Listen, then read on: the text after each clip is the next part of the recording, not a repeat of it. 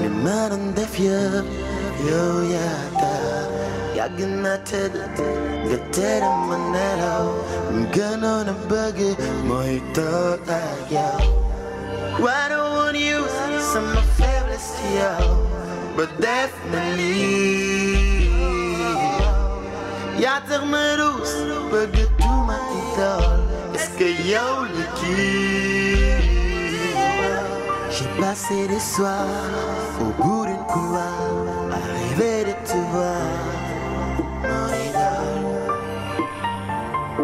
Est-ce que yow la kii. Idole idole lu tax nga def ma lii sama idole. Idole est-ce que yow la kii.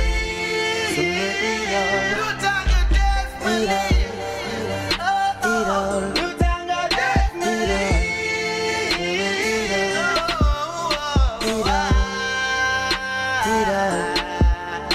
Idole sama idole.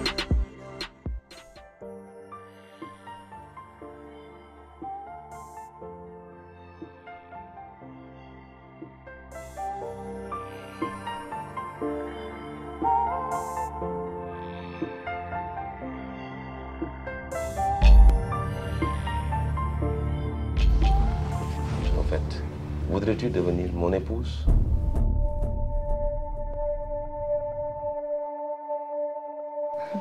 Tu réponds pas. Tu sais qu'on ne joue pas à ça avec une femme. Qui est-ce qui joue? Je ne joue pas, je suis très sérieux. Je te dis, est-ce que tu veux devenir ma femme? Ma deuxième femme? Quand là, tu es sérieux. Ah bon? Tu veux pas devenir Madame Gaye?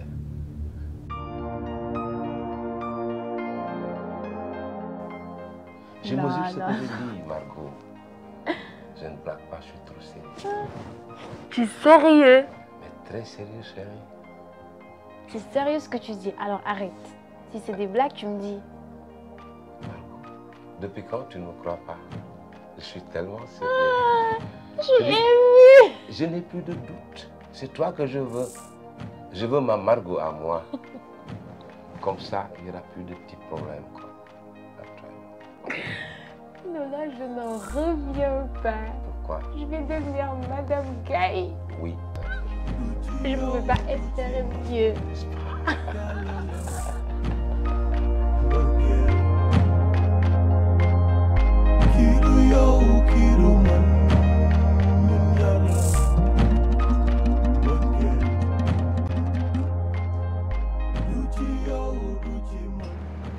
fii moo gën a mool gaan fi ma toogoon baaxul bu ko defee fii du ma am angle mort fii laay toog lu dugg ma gis lu génn ma gis fii moo gën a mool meen rek. Bonjour Tafa. Hey la plus belle de toutes. Ça va? Ouais cool yaa ngi cool. Mën naa am benn café s'il te plaît. waaye bul wax dara. J'aime mieux cette mine mais dis-moi yow lu xew. dara dama xawoon jaxasoo rek mais léegi ça va. wala rumeur bi may dégg la. Ban rumeur? dama dégg ni fin du mois que stage day jeex metti na ma de. Du rumeur la jarul commentaire weer bu dee soreetul nañ xaar rek. uy ma man sama gaayan nga quoi. gaayan dëmm la bu la jekkoo lekk la bu ma wax loo. xoolal hey defal ndànk man dama bëgg ñu waxtaan ñu trouver solution xool naka la ñuy def xam nga parce que man métti na ma quoi le fait que nga nar a def. day màtte du màtte bu ko jox sa loxo dama xooli sa princesse ndax xam naa ne ci moom la rumeur bi jógee. Fifi premier jour nga ñëw fii laan la loo soxla ñëwal si man ñu waxtaan uy ma. léegi Tafa mën naa xam mën nga ma defaral café oui ou non yaa ngi dégg dama lay xamal benn affaire Fifi bi nga fi doon gis avant ak kii toog jàkkaarloog yow c'est diamétralement opposé ki la andi rumeur bi dama bëgg nga xamal ko benn affaire man Fifi ku ma fi jëlewul ku ne doo ma fi jëlee te na toog sa nopp princesse ak may dégg bu baax. loolu mi ñëw uy ma defal ndànk xoolal bul ma waxati laa mignonne. lan laa lay xamal. bu ma nee defaral café andil ma ko nga andil ma ko boo ko mënul aussi y a pas de souci mais bu ma ko waxati fa laa yem ak yow ndax boo ma ko waxatee loo dégg wala loo gis xamal ni man la.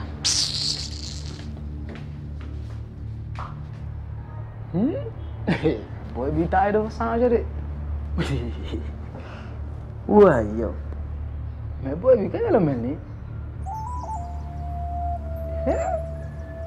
waaye mais toogal foofu Margot la gën a bandi foofu nga naan da ngay jaay pare.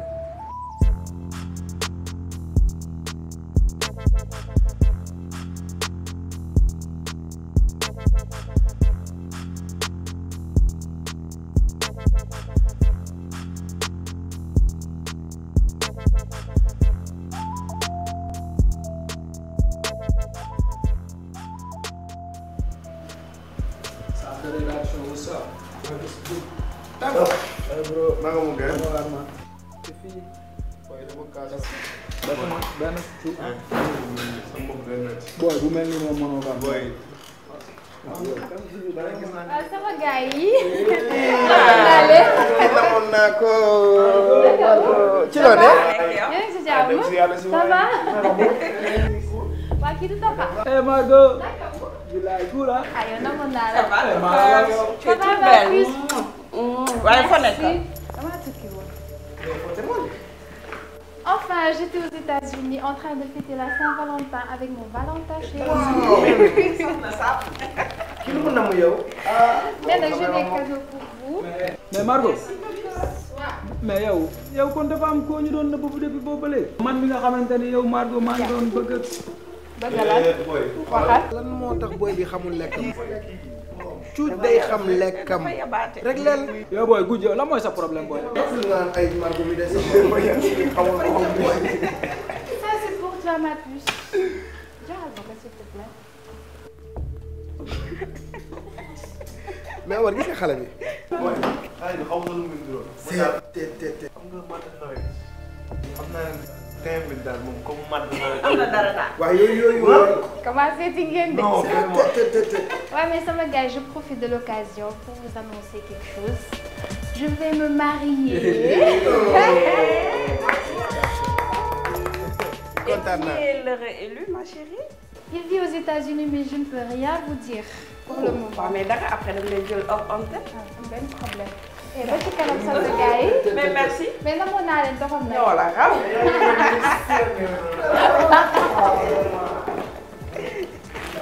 waaye Margot États-Unis lay fêter Saint-Valentin. jël na élan de. yow gëm nga loolu kon. yow nag xam nga la yow de da nga soxor nag. Maroc gi jógee ko gannaaw. daa ngi soxor nag. yow daal xoolal jëlal sax indil na la cadeau content-toi de ça. ah bu jaabi. boo xoolee teint bi sax. xanaa. xam ni kii laal na États-Unis. soxor baaxul waay. Sall yow. ah. mooy xamu leen Margot jinne la. Tafa. waaw Kaay. waaye sa copine dafa ñëw. ah sa xuloo waale. waaw. ñëw na de. man dama tidd. indi na ma chocolat. moo la ko may. waaw. waaw mais ay fife yëpp am nañ. bon sax am na ñun ñëpp am nañ. wala lu ñu doon wax. non si biir. waaw. nee na xool Saint-Valentin bi. Amérique la ko féetee. fan. Amérique non Margot beneen affaire la. bàyyi ma de ban Amérique. Margot rek. bu demoon États-Unis du ñuy bisi foofu lay toog. Margot demoon Amérique féete demul fenn demul fii la nekk day sóob. am na loo yëgul de. dañ koy takk de. takk. booba ci desoon nag. bon mais yow kan moo osé takk Margot yow. gaayam bi nekk Amérique. kooku de ay mbokkam laay wër. mooy ba gis leen kii du ko takk mais yow Margot dafa baax ci kër kii ni mel ni pitaxu Saint-Valentin. bul yaa xam mariage bi nag. waaw fexe ko. Margot booy wax waa gaan bi. taxaw li ma jaaxal mooy. sa patron ñoom ñaar ñoo ñëwandoo. dégg nga ma. lan nga yow defal daal yow lan nga bëgg a foofu yow. grand lay bi mu demee voyage depuis lors du sama Margot ñëw tey mu ñëw tey ñëw na ba def costume bu baax rakkaaju comme d'habitude. defal daal man ma leen rek léegi yow lan nga bëgg a foofu. dama junj rek de junj nag doy na borom xel. non mais yow da nga bëgg wax ñoom ñaar ñu àndoon. wax ju egg dafa ko moom foofu laa yem. amul problème maa ngi. waa kaay ah xanaa demoo woon. non garaawul loolu kiiwul mën na xaar. ku bëgg information dafa sëggaane Tafa. boss. boss man tey moom dama ne woon naa ñëw am lu ma la wax quoi. ah bon mbaa jàmm. boss yëg nga nouvelle. ba nouvelle. ah Margot daal moo fi ñëw tey indi ay cadeau yu dul jeex jox ñëpp moom daal nee na dafa demoon Saint-Valentin États-Unis. fan. Amérique. moom Margot. waaw. Saint-Valentin États-Unis. ah. ah bon loolu léegi moom fenn. Margot man de jour bi ma tàggoo fii. ni da ngay voyager. ci laa gëj a gis mu liggéey si ba léegi. kon Margot ñëw liggéey si sama gannaaw. nuyu sax jaaru fi def ñu ko. nga ne ma lan loolu Margot fan la ko teg xaaral ma yëpp. ah boss nga baal ma mais Margot yi muy def yëpp kenn mënu koo wax de. Margot avant ngay voyager. fële la ma fekk si roxo bi ni moom moo fi nar a jële Fifi. stage Fifi bi dafa nar a dagg te moom moo koy dagg. kon xanaa moom mooy patron bi fii léegi Margot ma wax lii. loolu bu la ci dara na xarit naa ko rek elle en fait trop cette fille. te boss gis nga am na loo xam ne man du ma la ko mën a wax quoi. non lu mel waxal Moussa Ba man maa la sant ne la yaay sama nopp yaay sama bët loo dégg loo xam ne dafay yàq boîte bi teel ma ko yëgal ma fàggandiku ko te gêne pas wax ma lan la du xew. non man looloo tax ma ñëw di la expliquer nii quoi parce que yow fi mu ma teg moo tax quoi mais am na yoo xam ne. oui li Margot di wax lépp ah lii am lépp. mais il faut ma xam ma mun a gérer loolu comme ça une bonne ambiance mun fi nekk mais coow yu see sewaan yi moi j'en ai pas besoin je veux une bonne ambiance au travail. nga baal ma mais am na ñuy wax sax naan yéen ñaar yéen a àndoon voyage. ñan ñoo wax loolu. ah ñu ngi koy wax fii de. Tafa da ngay kaf wala. non mais tam li ma si leer ba leer nag mooy yooyu yëpp moom moo koy créé di dem. moom sañ na loolu loolu fan la ko teg. boss Margot. dafa am yoo xamante ni maa la ko dul bëgg a wax kay laa ni la mais Margot lu ne lay def. non wax ma dama bëgg a xam. boss. moom sax nee na dañ koy takk. yaa nga lan. nee dañ koy takk de. mu ne kan moo koy takk. ah ñëw na fële rédaction bi wax nañu ki koy takk de. kan moo koy takk mu ne. ah wax nañu ko de. te kan lañ koy takk. ah ñoom daal nee na benn waay bu nekk Amérique ki mu nekkaloon Saint-Valentin daal moo koy takk. mais man gëmuma loolu ni kon xanaa dama ko yëgal à moins que je lui fasse un cadeau c'est mon employé. boss ah Margot daal ay mbiram moom mu ngi noonu rek moom lu ne lay wax rek. Margot daal je commence à en avoir assez de ses ragots, de son comportement indiscipliné, mais elle sème la zizanie dans mon entreprise. Mais voilà, ça c'est une bonne occasion pour man ma régler le problème Margot pour de bon. Léegi man kontaan naa ci yow parce que vraiment ba ma la waxee ne la yaay sama nopp di sama bët ba léegi waaw yaa ngi may xamal naka la demee may mun a fàggandiku mais bi yoon je veux te dire que j'ai besoin des portables de Margot. loolu yomb na portable yi. moo indil la ko fii nga xool. non dama ne. nga sàccal ma portable Margot yi soo ma ko indilee fii tu as 250 000. 250 000 francs CFA. portable yi ñoo ko fi bàyyi. ma dem jël ko léegi. doucement attention non bu ma yàqal di yàqal sa bopp. tu as besoin de cet argent il faut être très intelligent Margot est très futé xel mi dafa ñaw moindre erreur mu foiré te loolu mooy tax mu mun a régler son problème définitivement. boss léegi xam nga lan laa la mën a wax. yow jàppal ni téléphone yaa ngi si yow. c'est sûr. mu ngi fii si yow. je sais que je peux compter sur toi. tu as toujours été très efficace. yow déglu ma rek. d'accord téléphone yaa ngi fii si yow. bu mu yàgg nag. amul problème. merci Tafa. toi tu es mon fils quoi. mais Margot lan la ma nar a Margot mun na fen mën na sos Margot moo rattaxle.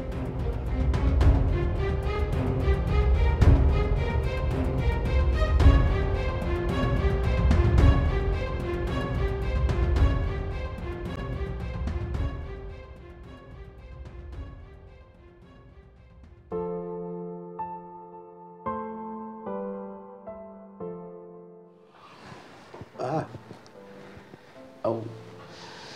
Un livre d'Aminata Sophie Dieye. Oui, tout à fait. Ah bon? Ah, j'adore ce qu'elle a écrit. Tu l'as lu aussi? Tout le temps. Dommage, j'ai oublié mes lunettes. Ah ben, voilà les miennes. Je t'emprunte les tiennes. Bah, tu fais comme tu veux. J'en raffolais de ces textes. Et j'ai envie de te dire, ah voilà, je te lis une partie, tu vas voir. Là, elle dit, il fut ensuite déféré et jugé. Il a été incarcéré à la prison de Rebeuss pour 2 mois. De temps à autre, j'allais lui apporter du gerte kemba, des beignets de goupe et des oranges. Et à sa sortie, c'est chez moi qu'il est venu pour me raconter les affres de la prison. Je sais que vous vous demandez, mais qu'est-ce qu'elle fait avec ces genres d'individus? Et pourquoi ces histoires que les autres garderaient jalousement secrètes? Elle en parle sans tabou. La réponse est simple. Je n'avais connu aucun autre homme que cet antiquaire qui me proposait un mariage. Et qui en plus préparait pour moi un délicieux sulukumbala. En tirant sur son joint. Quand tu lis les textes de Aminata, tu es transporté. Aminata était exceptionnelle. Ses écrits, c'était très appétissant. Tout à fait. Ça nous régalait. Quand tu lis Aminata Sophie, ses écrits, tu te transportes dans la mesure où la scène était visible devant tes yeux. C'est absolument palpitant. C'est ce qui me plaît beaucoup chez elle. Oui.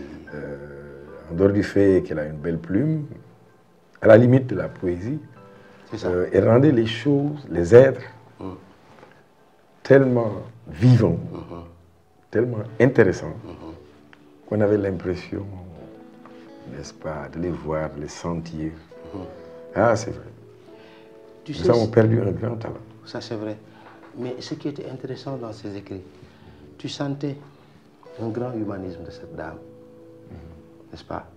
Un esprit limpide, beaucoup de générosité. C'était autre chose. Malheureusement, à la fleur de l'âge, une belle plume s'est brisée.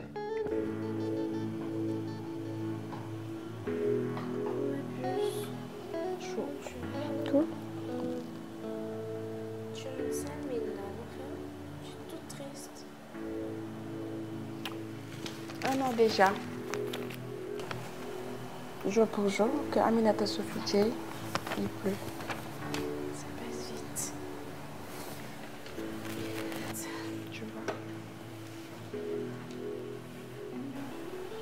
En moi survit une fillette sans autre envie que d'être regardée. Ce n'est pas un personnage narcissique. L'exhibition de mes émotions ne découle pas d'une assurance, loin de là. Elle prend source dans un mal-être arrimé, depuis toujours, à ma conscience. Les liens avec mon père m'ont laissé un goût d'inachevé.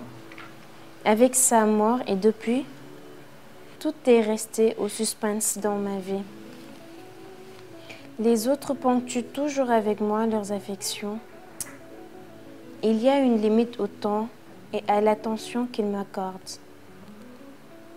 Ce dont les autres personnes disposent naturellement, moi, il me faut l'inventer.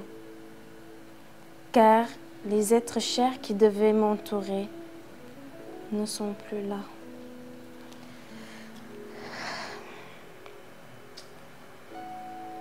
C'est vraiment triste. Son histoire me touche énormément. Je manque de comprendre. Bonjour les amis. Mbadia.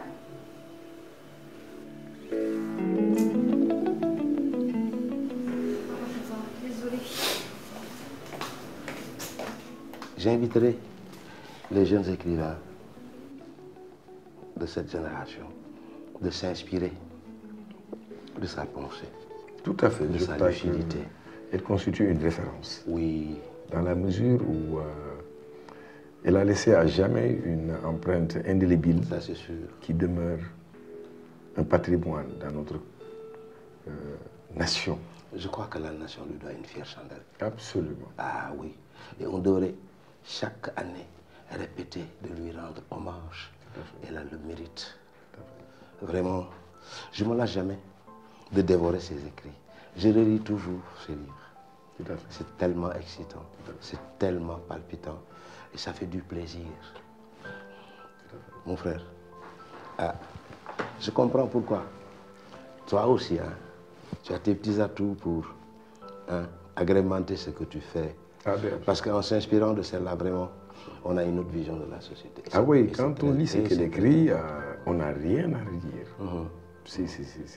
C'est bien fait, c'est bien écrit, c'est bien élaboré. C'est vrai. À la limite, est vraiment... donc, le lecteur, n'est-ce pas, de ses écrits est à la limite de la captivité, n'est-ce pas, enfin, de par sa façon donc d'imager, n'est-ce pas, ces histoires. Ah là là, ça... Il n'y a rien à redire. Qu'est-ce qui nous reste maintenant? Sinon de beaucoup prier pour elle. Tout à fait. Pour que le bon Dieu lui réserve une grande place dans son paradis céleste. Amin. Si on se met trop à parler de cette femme exceptionnelle, on ne s'en sortirait pas. C'est vrai, c'est vrai. Mais j'ai eu du plaisir à m'entretenir avec toi, vraiment. C'est partagé. Je te remercie. C'est partagé. Vraiment de m'avoir tiré une épine du pied. Merci, Serge. Allez, passe une bonne journée. Merci, à toi aussi. Ok.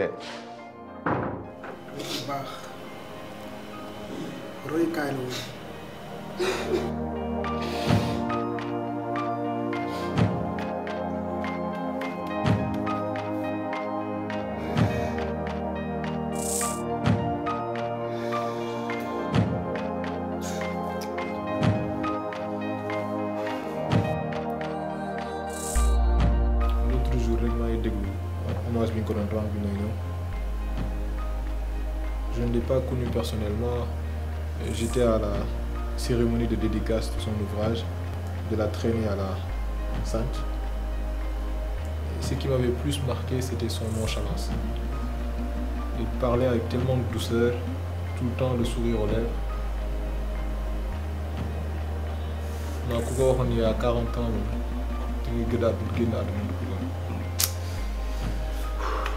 Et je vous dis une chose, elle faisait partie des meilleures de notre génération.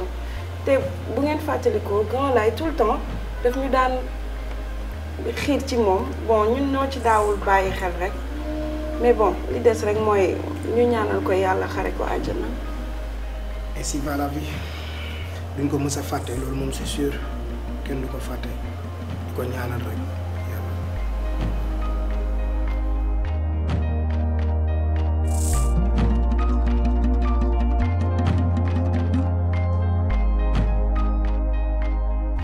Bonsoir.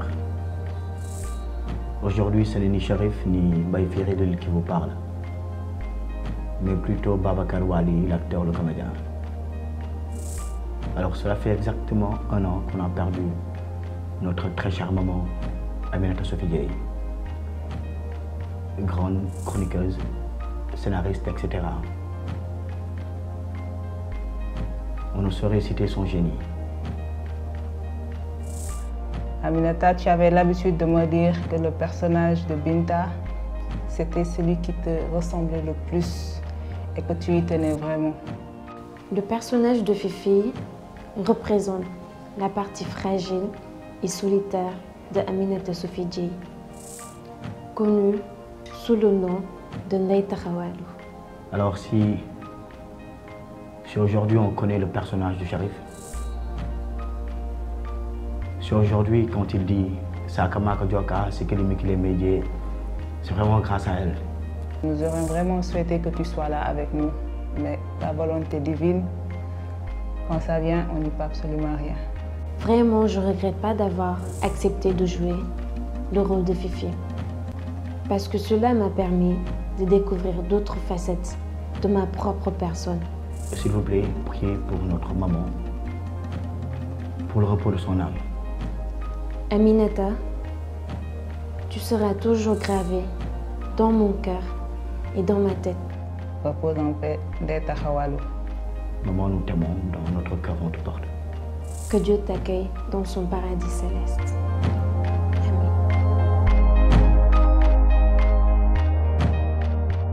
Sama suba gisul naaj sama dundu dina ma weet ñi ma jege di ma la laaj gisatuma duma la seet sama xol daa di tooy sama bët daa di tiis. Gis nga Adams ak Malick mën naa leen def loolu ma neex.